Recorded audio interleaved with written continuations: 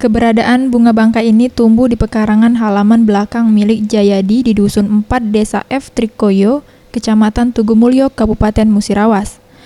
Tumbuhnya bunga bangkai ini baru diketahui 5 hari yang lalu. Namun, untuk usia bunga bangkai tersebut diperkirakan sudah berumur 15 hari.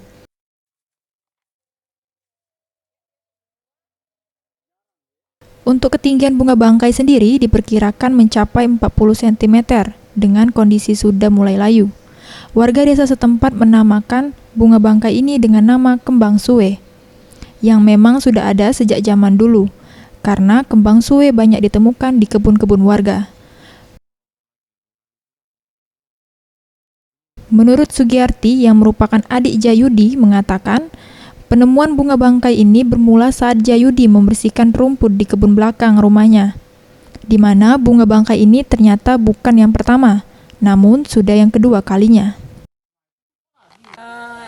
Kemarin tuh kakak aku bersih-bersih di sini, nengok ada bunga bangkai itu, katanya bunga bangkai, tapi kalau orang Jawa ngomongnya kembang suwak.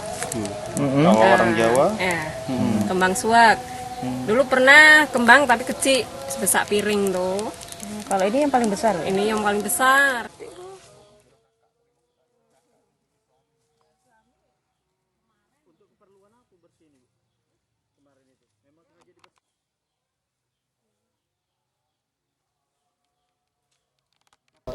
Sementara itu, Sugiyarti menambahkan, pasca penemuan bunga bangkai ini keberadaannya langsung menjadi pembicaraan warga setempat.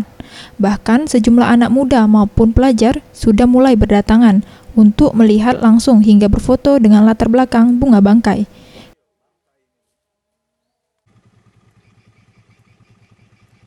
Tim Liputan Sriwijaya TV.